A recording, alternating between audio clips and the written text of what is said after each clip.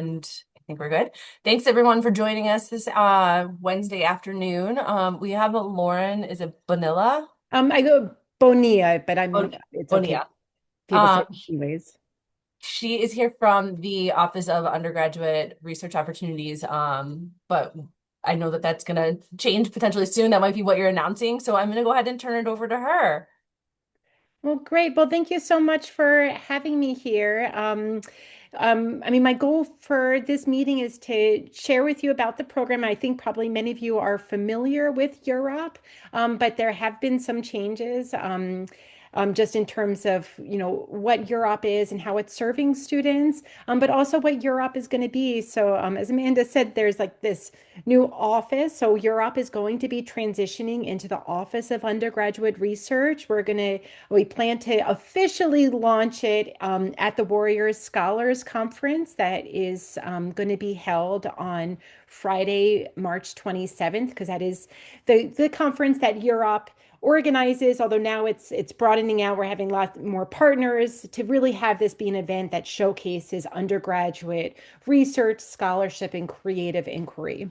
But so there's a lot that we've been doing, and really, I mean, for the undergraduate research opportunities program, how many of you may have known about the program is that it is known to give funding to students to be able to do UROPs. So having the getting an award to do a project with a faculty mentor. This is a competitive award that students apply for. There's 2 awards per year. Actually, yesterday was the deadline for the award for funding projects over winter and spring, summer semesters, and we have another award application deadline for March 25th. But really, I mean, that is what so many folks on campus know Europe as, is providing that funding. We also provide funding to support students to attend conferences. But since I joined the position, I think many of you may know this, but I joined last January. And just talking to students and faculty, it really seemed like there was a need for students to get more guidance about how to get involved in research, because many of the students who had been getting Europe awards had been lots of different students, but it had typically been more of like the honors students, students who know how to seek out opportunities on campus. But for many students coming to Wayne, they may not know that research is something that's open to them. And they might not even really know what research is, or like what is creative inquiry. So one of the things that I've been doing is trying to demystify the process of getting involved in research, all the different forms of research that happen at Wayne, and like getting out the message to students that Wayne is a research university. I mean, I think students like hear that Wayne is an R1, but they don't really know what that means in terms of their practical experience. And so for them to know that like their professors are doing different kinds of research, and that it might be possible for them to get involved in that research. So what I planned to, I didn't create like a PowerPoint slide, but mainly just wanted to show you how you can help guide students to access resources, and so that you know what Europe has to offer. And then the other thing is just to also let you all know that I'm here as a resource. And so, I want to, when I went to the Academic Advising Summit, I think that was the name of it.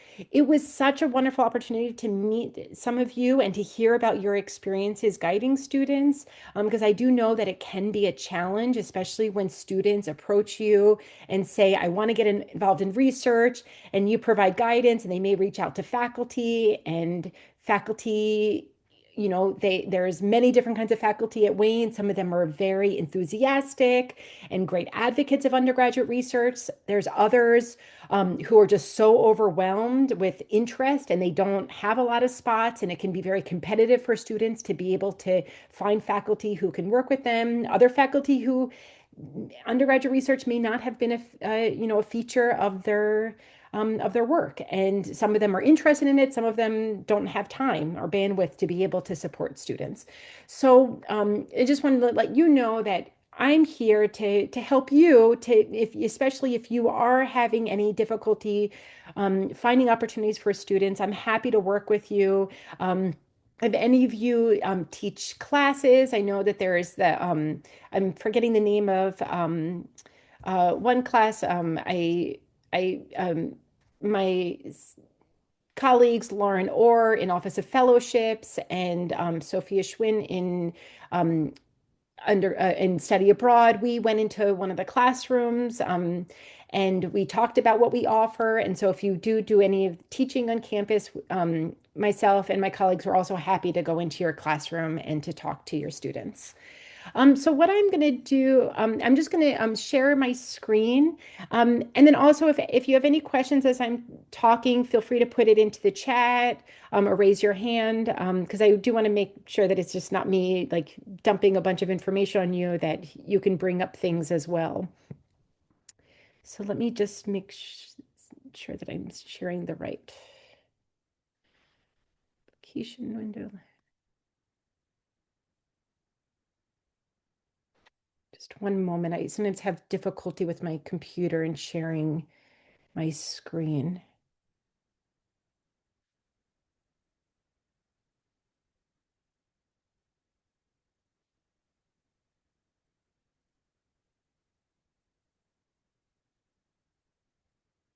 Sorry, I haven't done Zoom in a while. I've been using Teams. Oh, sorry, it seems like it's not letting me get into my permissions. One moment. Sorry about this.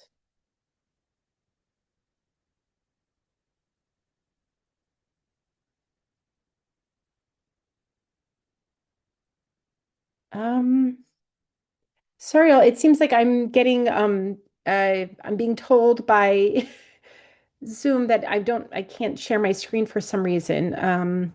Sorry, Amanda. I'm just trying to I haven't used Zoom in a while, so let me just seems like something on my computer, the system settings. I'm just trying to get this.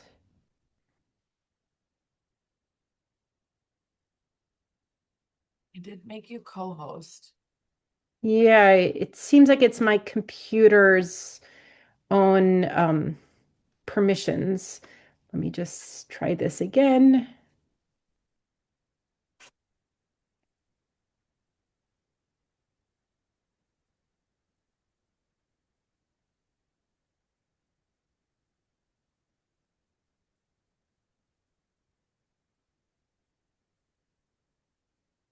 All right, let me just try something.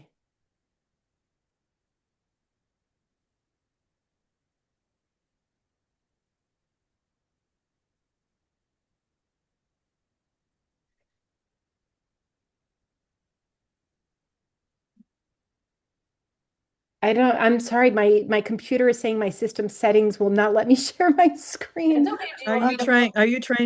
Are you trying to share your website? Because then Amanda could just go to the website and you could Yeah. direct her. Yeah, that would be, I think, the best thing because yeah, it's saying that I'm not have permission to share my screen. I don't, and I changed it in my permission settings. Yes, if you could do that, Amanda, that would be Yeah. wonderful. What's the URL I'm going to? So if you just do UROP, UROP.wayne.edu.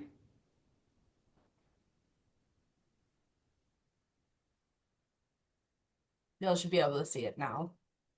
Yes, okay, perfect. Thank you so much for that. So then I'll just guide you through so what Problem. you can do for students.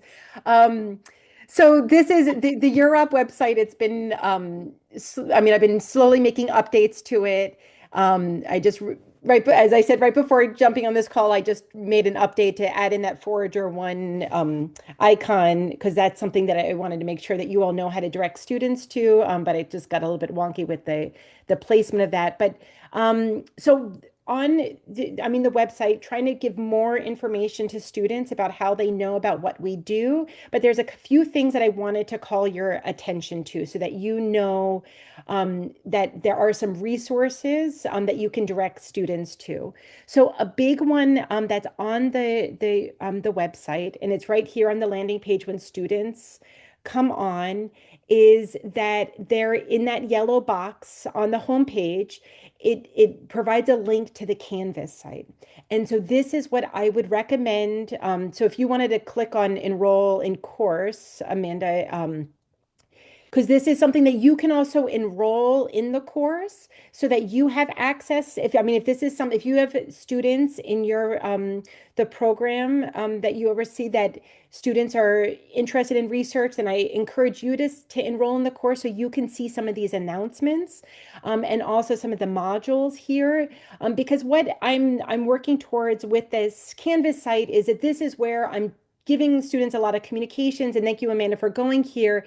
There's these modules where one of the new offerings of UROP is we have this Research Warrior workshop series. And so you can see some of the workshops that we've had, like a pathway to UROP. So that's about demystifying the process of applying for UROPs, to helping students know what UROP does, how we can support them.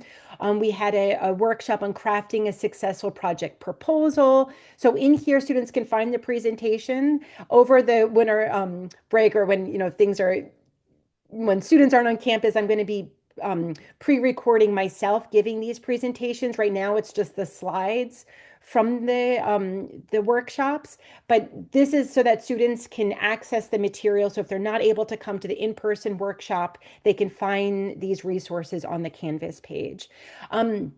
Thank you for scrolling on. So this is where I'm also putting the opportunities for students. So this is like building this out. So if students who want to apply for off-campus opportunities, because there's a lot that students can apply for.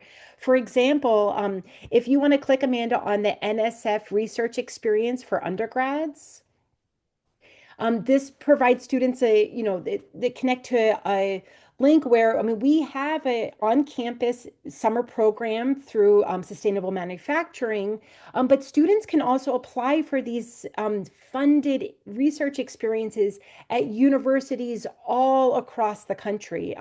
So I had a student who came to meet with me.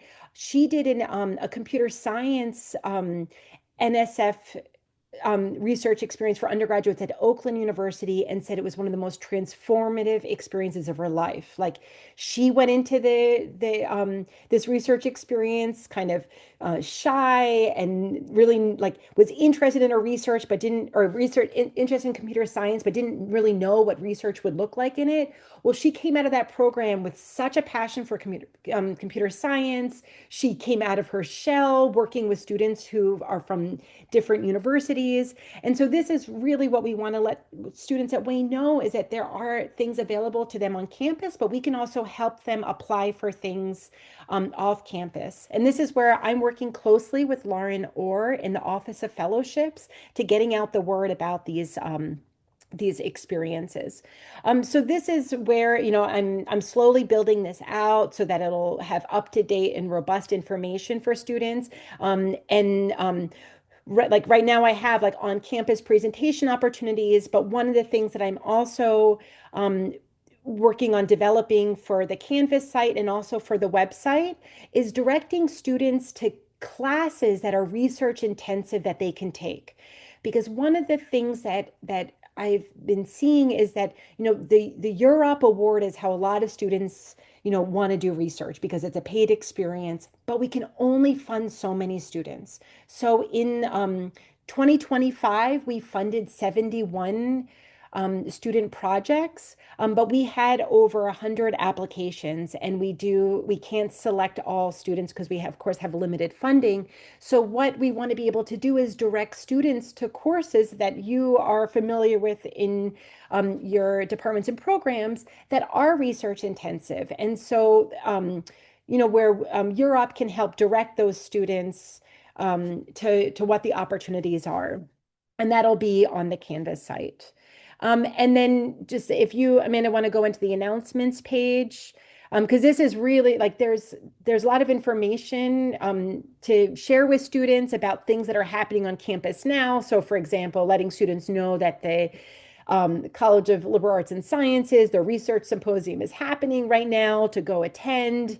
Of course, many students were presenting, but also just to see what's going on campus, because that's been another thing, is letting students know is that they can learn a lot and start to get involved in research by attending things, workshops, seminars, lectures. So this is where I'm sharing information. And the interest among students in this Canvas site has been really surprising. So I just launched this, I think at the end of August, and we already have 230 students who are enrolled. And that seems like that's a lot of interest for just a couple of months that we have 230 students who are enrolled and like checking in on the resources, reading the announcements. So, so this is that I would highly recommend that you steer students to this Canvas site to get the up-to-date information about research opportunities. I just want to ask to take a pause right now if there's any questions about the Canvas site. Yes, I have one question. Oh yeah, go Oh, ahead. real quick. So the Canvas can be accessed from the original website that you were showing us? Yes. Okay. Yep, right on that. And if you, I mean, if you can go back to the home page, the Mhm. UROP or the, The yep, the UROP, website. yep, the website. Yep. Yeah, so there's that link, just it's highlighted in that box. Oh, yep. And then if you go to the Be a Research Warrior at the top, that option, and I believe if you, yeah, I have some more information here. So this is where, trying to get, students Hmm. to have that information about what the resources. I mean, I think that the Canvas page might be on here, but there's also like the link to if you click on the workshop series, Amanda, this is something I also wanted to let you know about, because this is a new offering, as I mentioned, the Research Warrior Workshop series.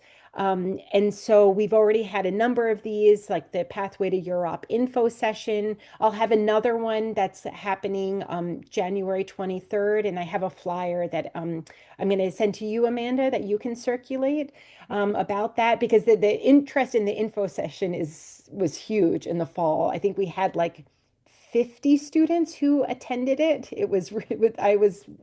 I was floored by how many students joined, but that's something that we'll regularly hold.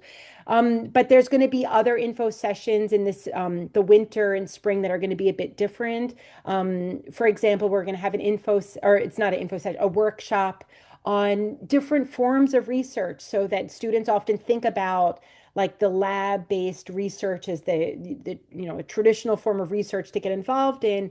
But as I said before, there's lots of different kinds of research happening at Wayne. So research happening in the humanities, um, the community engaged research. So to help expand students' understanding about what research can look like and how they can get involved. And we'll have a session with career services to help students translate their research experience for the job market because so many of the skills that students build through research, problem solving, critical thinking, collaboration, those are all transferable skills that students can market when they're applying for jobs. So this is to give you a sense of like how we're kind of building out the student supports, these enrichment activities to go along with the programs that UROP offers. So if you can go back to or actually, if you want to click on Forager 1 here on the tab. So this is the other thing, and I know this session, I think Amanda, you shared it about like a Forager 1 drop-in session. So Forager 1, many of you have probably heard this before. I mean, I'm still calling this a new platform because Forager 1 was launched around this time last year. It is a web-based platform that is Wayne is among a large group of colleges and universities that use Forager One as a way to help students and faculty connect with each other. Because right now, when students want to find out about faculty, I mean, they can go onto faculty websites, they can look for information there, but we don't have a central hub where students can find out about faculty's research interests and also about available research opportunities. And that's where Forager One helps to facilitate these connections. So Forager One, it still feels very new at Wayne, in part because we're still trying to get faculty actively using it. So Forager One automatically puts faculty on into the platform, but faculty do need to like upload additional information to make this useful to students. So if you want to click on the Forager One link, Amanda, and I'm guessing, so actually this is a good thing so you can see how this works. So if you go into sign, unless you know that you're already logged in, but if you go to sign up, you can see here, you can scroll down to Wayne.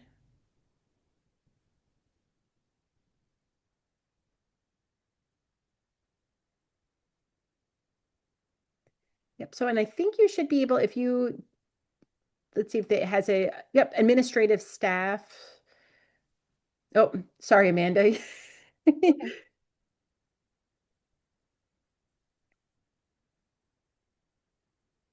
Just need to do that there. Oh, Oh, that's I, it.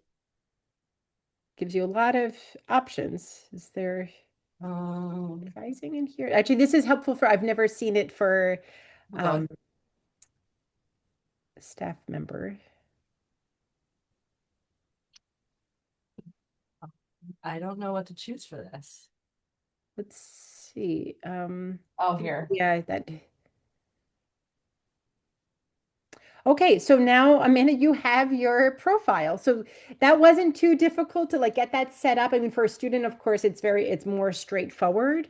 But so I mean, the way to like kind of you talk about this with students is that like this is a way for it's like kind of like a LinkedIn for research. And so they can, edit their profile here. So, this is where if you scroll down, Amanda, you can show how like you can write about yourself, you can write about your research keywords of what you're interested in, if you're a student who's, won any awards. And so this can be a way that students, they can put themselves out there, provide information about themselves, and they can this is very helpful in making connections with faculty. So if you scroll back up and if you and so we're just pretending, Amanda, that you're a student here and you're a student who you're looking for opportunities. Mhm. You can, if you go to the search bar up top and go to faculty and you're searching faculty and staff. So Amanda, if you were to do research, what might be a research topic that you would be interested in? Something in history. Okay. So is there like a specific area of history that, I like post-World War II history. so I'm curious if you did um, World War II history. I don't know what will come up, but you could look.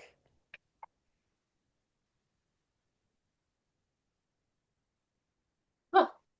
So it doesn't provide anything super specific, but you can just get the idea that if you put in a keyword, you can search in here and then it'll give you the profiles of folks who have, well, the word war in their world or war in their Yeah. profiles. And then, so this one is, if you go down, so this, if you scroll down more, you can see like this, Lilette, if you go up a little bit, there was this faculty member has actually like gone on here and said that they're accepting students. So that is a way, like, we're encouraging faculty to mark that on their profiles if they're willing to, to work with students, to think about doing a research project together, or if they have their own project where they're searching for students to work on it. It looks like there's nobody here who has an active project. But the one thing I'm noticing is that we even have some faculty here who I know are huge advocates of undergraduate research and who actively mentor students and have projects. Like at the top, there's Aaron Reddish in history. I mean, Aaron could not be like more of an advocate for undergraduate research, but Aaron has not yet updated his profile. So he says like he has on here no specific projects listed. So if you this is where it's, my job is trying to get the word out to faculty, getting them to actively use Forager One, because you could see how this has a lot of value for students. Now, Mhm. if you take out the World War II in your search, and if you go into the left bar, it's the third option down is faculty staff with posted projects. This is where you can see like Professor Howe here, if you click on their profile, they have the most student interest because they actively use Forager One. And so I can see on my side that Professor Howe gets lots of students reaching out to them. Um, and they have in here about like an open project where they're looking for undergraduates that can be part of that project for academic credit or as a volunteer, letting them know about what the time commitment is. If you just click on show more for that open project, I'm just curious. Okay, so it's not too much more information, but like that professor is telling students, if you are interested in applying for this, to attach a copy of your transcript. This is where faculty can guide students about what they're looking for when they reach out to them. So let's just say that okay, so you're a student who's interested in applying for this. If you scroll back up, you can, if you click on message, okay, so actually it's not doing this because you're in a staff role, I believe. So if this is a student role, Forager One actually provides guidance on how to write a professional message. And so it tells students, how to introduce themselves, what information that they can convey to the faculty member, because that's where a lot of students need support and how to professionally communicate with a faculty member. And so Forager One helps with that. So that is one, it's just not showing up, I believe, just because we're in a staff role. But this is where, I mean, if we are able to get more engagement with Forager One, it could be really helpful for students accessing opportunities. Because what I have heard, and as I mentioned before, is that many students feel frustrated that they don't know about what opportunities are available to work with faculty. I mean, is that something that you have heard from your students that you work with? Mhm. I mean, as a former advisor, I can attest to that for sure. Yeah.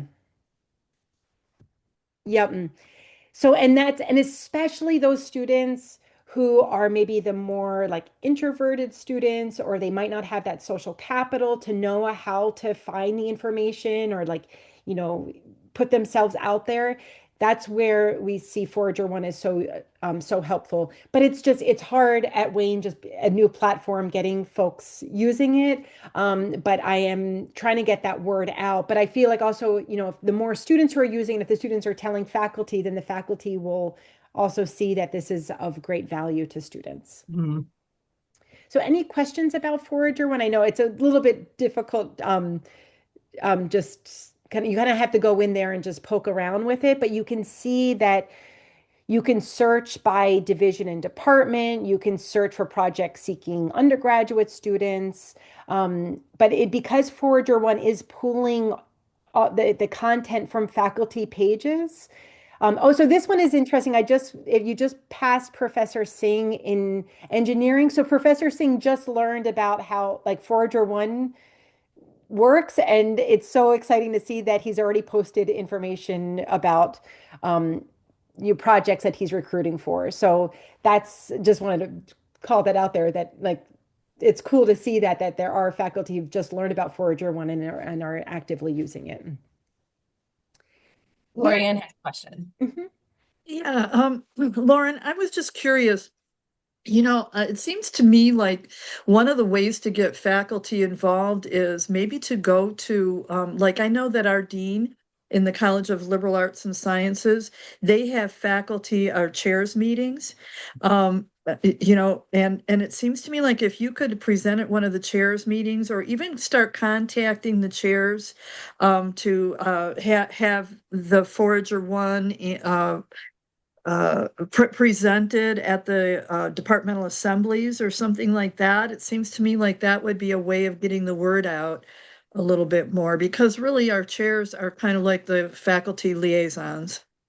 Yes, thank you so much for that suggestion. And that is something that's on my list to do. I have been meeting with individual departments, and then talking with them about this. But yes, going to the chair meetings, would be Yeah, and I was helpful. thinking even the dean's meeting for the chairs might be a way for you to just capture everybody all at once. Yeah, great, thank you. Mhm.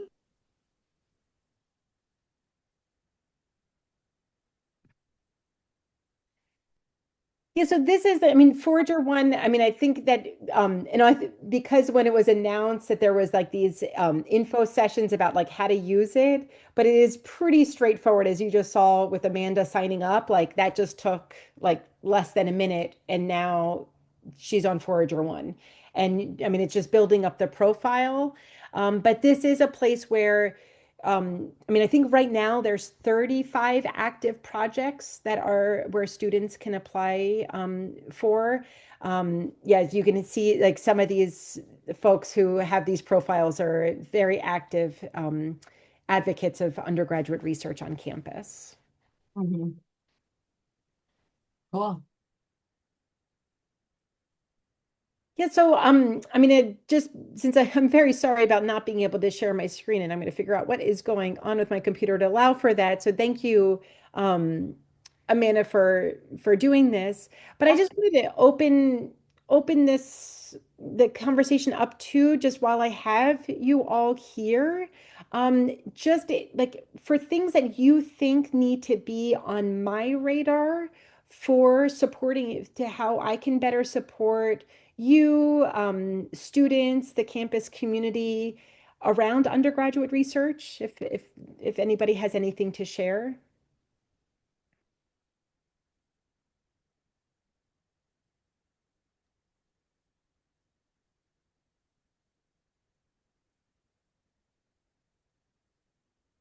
Could I'd like to just mention something, another thing to you, if you don't mind, Lauren. In the Department of English, we have a publishing practicum, and we produce journals. In the fall, we produce the Undergraduate Research Journal, the Rushton Undergraduate Research Journal. And then in the winter, we produce uh,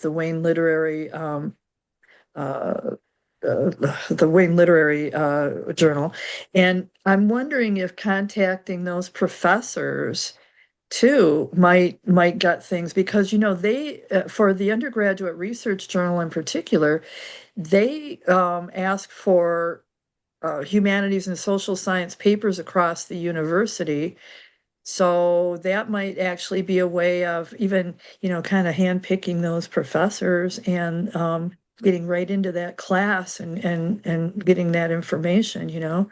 I'm trying to think of Yeah, yeah, and the Rushton, so that's something I'm excited to get the word out more for that because I mean just in addition to those, the faculty who are supporting students to publish in the Rushton Journal, but also students who do UROP projects and they're not quite sure like how they can disseminate their findings. And the Rushton is such an excellent place where they can submit their work. I mean, it's for those students who've done UROP projects in the social sciences and humanities. Um, so just that reminds me just about the Rushton Journal. So there's the Warriors. So actually, if you, Amanda, go into the conferences on the website, so if you click on the Warriors Scholars, the top one, yep, the Warrior Scholars Conference. So that is going to be held on March 27th.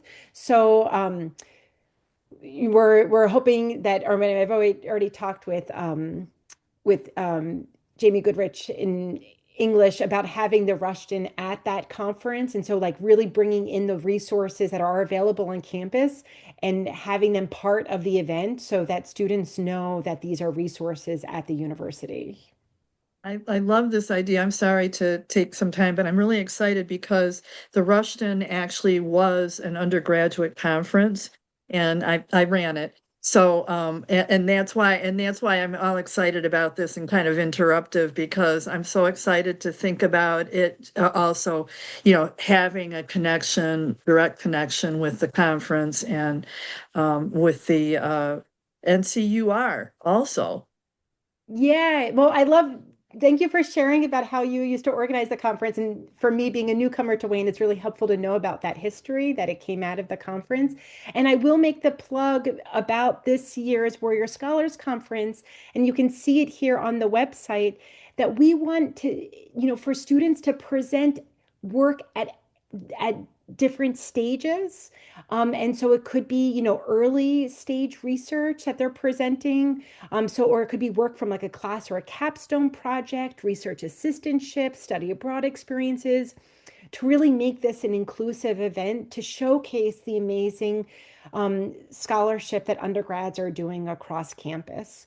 And so this year's Warrior Scholars Conference, where UROP is in partnership with the Honors College, also the Academic Success Center, who's putting on this like really cool thing to showcase quantitative research in artistic expressions. And so at the Warrior Scholars event, there's going to be kind of the more traditional poster presentations, oral paper presentations, but there's also going to be part of the conference where there's going to be more like the humanities focus, and the work that doesn't isn't well conveyed through a poster or an oral paper presentation.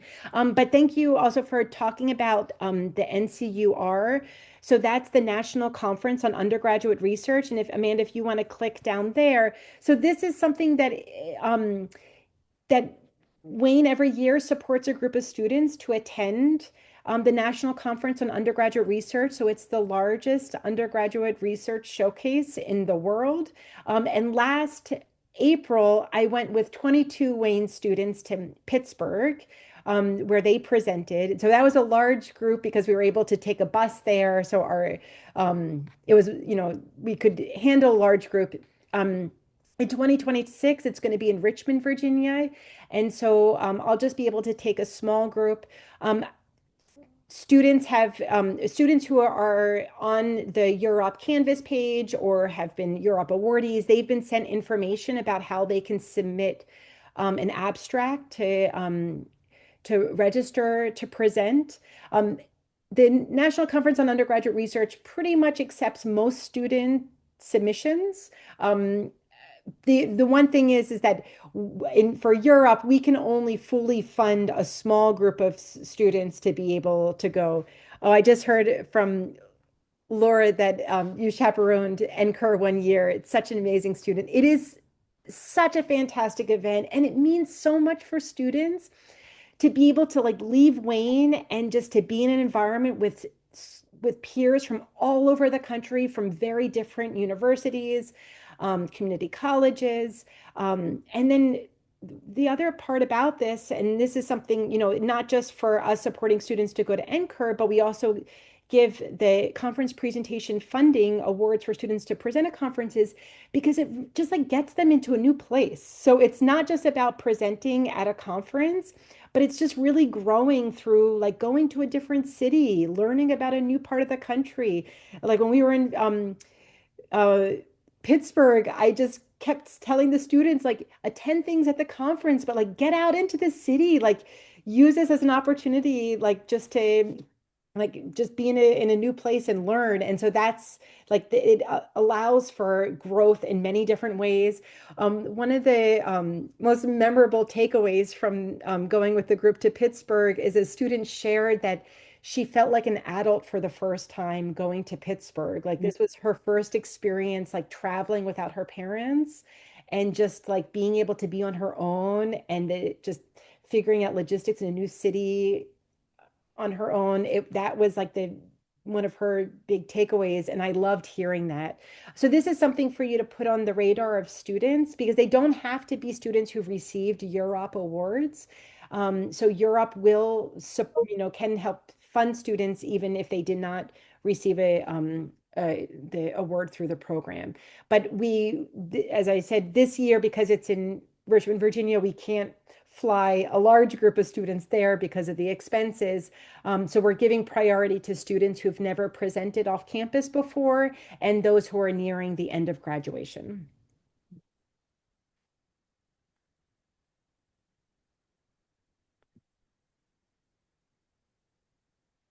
So any questions for me, or if there's things that I mean, I assume that many of you know about like the research awards. I mean, if you want to, Amanda, just go into the research funding part. This gives information about the awards that we give for research and creative projects. This is the award that we give out twice a year. So there's two funding cycles that cover 2 semesters. One thing I will just put on your radar in case you're not aware of this, that we provide funding for students to do these UROP projects as both a traditional award where students get $2,300, but we also are able to leverage work study. And so students can use their work study awards to carry out a project and they can actually make more money. So on average, when students use their federal work study, um, over 2 semesters, they can earn $4,000 instead of the $2,300 standard award that we give out. And I work with students to do all the paperwork to process their work study award. I track time for what they're. I mean, they basically with the research. I mean, they're not counting their hours like very exactly. We're just saying like we know that like about 20 hours per week you're working on your project, and so they just log in 20 hours a week. But I work with the students to oversee that, and I've learned a lot about the process too, and now I got the hang of it. It was a bit confusing at first because there isn't a centralized resource about overseeing work study, but that is something that I anticipate is going to be growing with our program, is providing more work study opportunities, both through the UROP program, but we're also working towards creating work study positions with faculty to be research. Students can be research assistants. And so they don't have to like propose a project like that they would with a UROP award, but they could just do some work for a faculty member and use their work study award to carry that out. So that's something that we're working to develop that because many students at Wayne are eligible for work study, and that money has not it for I mean for many students they're just not accessing that award, and it's just being lost. And so we want to be able to help students use those awards and get experience in the process.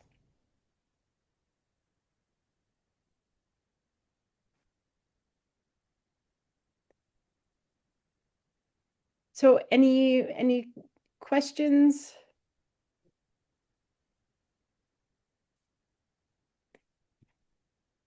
Yeah, for the eligibility requirements, I mean, I just saw you hovering over that.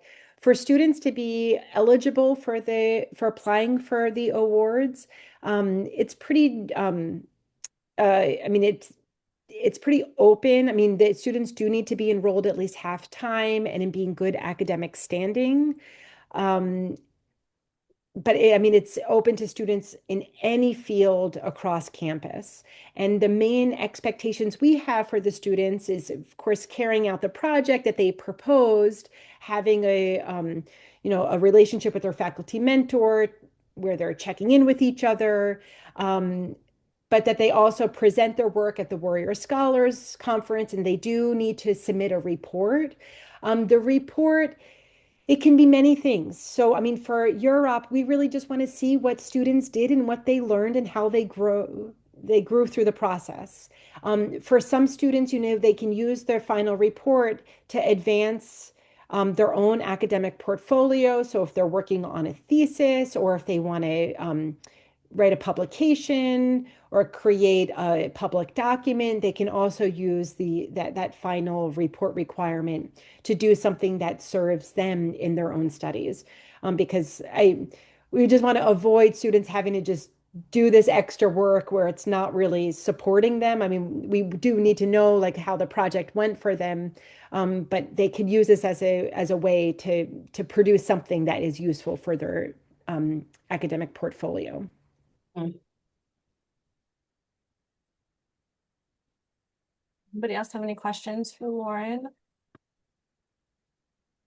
Oh yeah, so that's it. So the new acronym. Yeah, so once it's going to be the Office of Undergraduate Research Hour.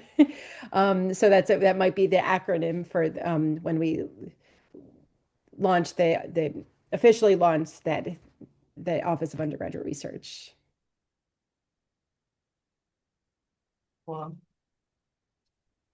well, thank you so much, Lauren, for taking some time out to speak to us today. And I'm gonna get this recording out because there is an event going on that several advisors are at. So I appreciate it. And if you all have questions, I'm sure Lauren, you're open to receiving emails.